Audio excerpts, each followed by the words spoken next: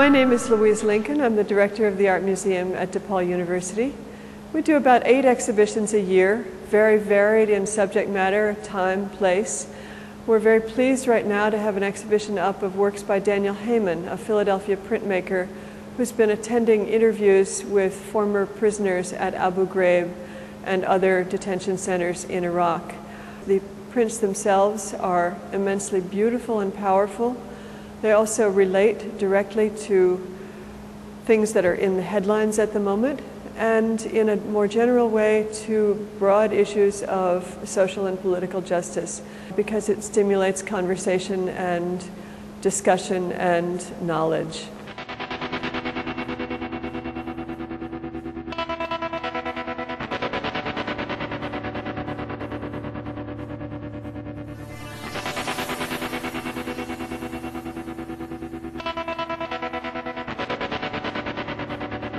I have been working for the last 2 years with Iraqis who were arrested and detained at Abu Graib prison and other prisons in Iraq and were released without charges by their American captors. And I have had the incredible opportunity to travel with some American lawyers to Istanbul and to Amman and Jordan to speak with these Iraqis and listen into their first-person testimony as they describe what happened to them. And I picked these 2 pieces to tell you about because they're kind of emblematic of some of the work that I've been doing. The first piece down here, he says, "Our door exploded in the middle of the night. My family, 6 children, mother, who's now dead. Still, I was hearing the scream of my daughters. They put a bag on my head. My brother's family was staying in the house, and they were beaten in the garden. They took the bag off my head, shone a light in my face, identified me and beat me, and I passed out." So this is how this man was arrested in the middle of the night and put in a Hummer, driven around, and eventually goes on to tell us about being tortured at Abu Graib. And this print here is of another man that I also interviewed in Istanbul at the same time. And after these interviews, we then show them some of the pictures that have come to light from Abu Graib that have not necessarily been very widespread in the American public, but the lawyers that I'm working with and other news media outlets have had access to these photos. And after the interviews, we asked the former detainees if they wouldn't mind helping us identify things, some of the things in the photos. And so after this very trying and traumatic discussion of what happened to him, this man tells us, he's looking at a picture. In the picture, there's a man on the ground who's very bloody. There's another man leaning over him, and there's a man that you see from the back.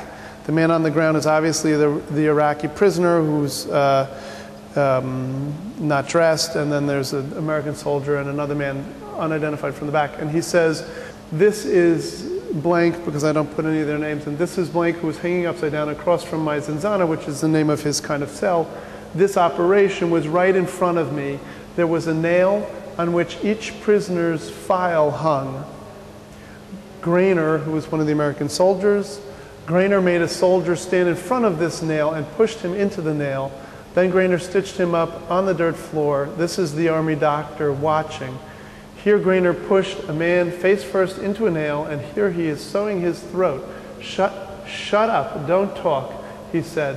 "There was no painkiller." And that last line kind of swings around and has this really beautiful form in the print.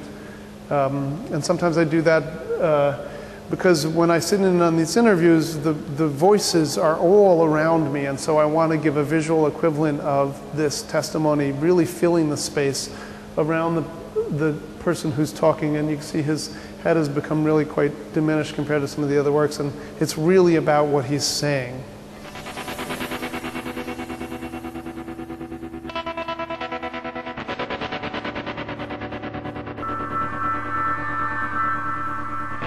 The piece I'm standing in front of right now is a gouache and watercolor painting that's been painted into a book that's folded in an accordion style and unfolds for 34 feet. And here at the exhibition, it's been unfolded for the first time, really, for the full 34 feet. And in that book, during this set of interviews, I wanted to capture an entire week's worth of interviews all in the same book. There's a very famous picture of Lindy England, who was an American soldier, very cold and calmly and dispassionately standing in her army fatigues holding a leash, and at the end of that leash is a very decrepit man groveling on the floor naked who looks like he could be dead or has been beaten up, and certainly there's not very much life to this man. This is that man, and I was privileged to be able to talk to him in Istanbul last August in 2007. And we went over to talk to him about that night. And so we showed him the picture of him at the end of that leash and asked him, do you remember this night? And as it turned out, that picture was taken at the end of really 3 days where he had been abused and tortured for 3 days.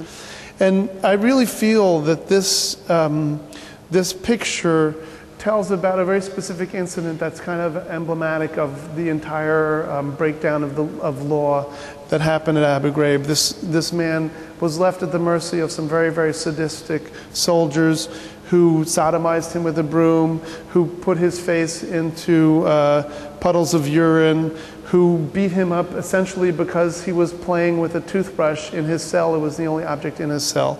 And they were also very annoyed that he wanted to pray.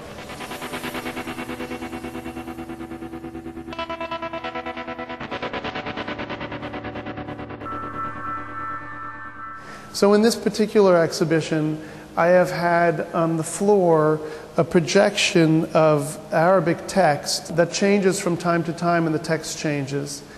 And this text comes from the book that you see behind me, which is that book that I described that contains all those testimonies of different people. And when I was listening to their testimony, I was listening to them talk in Arabic, and then there was a translator who translated their words into English so that myself and the lawyers could understand what they were saying. And I copied down the English into my artwork.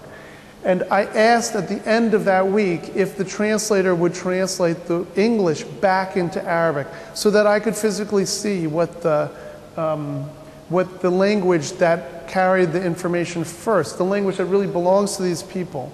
And I wanted that text to be part of the show. So we've projected it down here onto the floor as a kind of interactive piece that will remind the audience and implicate the audience in the story and remind them of the cultural differences.